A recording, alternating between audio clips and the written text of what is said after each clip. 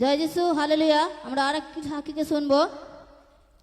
এই দিদি ভাইয়ের নাম গীতা ক্ষেত্রপাল, জয় যিশু, হালেলুয়া। বাড়ি মল্লিকপুর। বলবো দিদি ভাই, আপনার জীবনে কি কাজ করেছে ঈশ্বর? আমার 10 দিন ধরে খুব মাথা জ্বালা পড়া করছিল, আর মাথার তালু একদম আগুনের মতো গরম হয়ে যাচ্ছিল।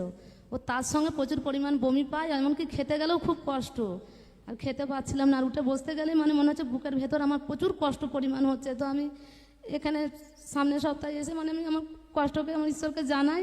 তো দাদা ভাই যখন লাস্ট প্রার্থনা মাথায় হাত দিয়ে প্রার্থনা করে, তো সেই মুহূর্তে আমি পুরো চাঙ্গায় আর সুস্থ। তো বাড়িতে গিয়ে দেখছি আমার কোনো কষ্ট নেই, আর আমি খাবার মানে যেমন খেতে পারি সেভাবে খাবার খাচ্ছি, আমার কোনো কষ্ট নেই। সেই মুহূর্তে আমি সুস্থ আর চাঙ্গায়। এখন পুরোপুরি সুস্থ? এখন আমি পুরোপুরি সুস্থ। শুনবো 10 দিন ধরে এই দিদি ভাইয়ের মাথার তালুতে মানে কষ্ট হচ্ছিল এবং গরম হয়ে যাচ্ছিল, আর জ্বালাপোড়াও করছিল। খাবার খেতে গেলে বমি আসতো, খেতে পারতো না। আগে রবিবার ঈশ্বরের রাজ্যে আসে, ঈশ্বরের দাস যখন মাথায় হাত দিয়ে প্রার্থনা করে, সেই মুহূর্ত থেকে এই দিদিভাই সুস্থ, বমি ভাবও কেটে গেছে এবং এই দিদিভাই খেতেও পারছে। এখন পুরোপুরি চাঙ্গা এই দিদিভাই, তাই তো দিদিভাই? আমি এখন পুরো সুস্থ।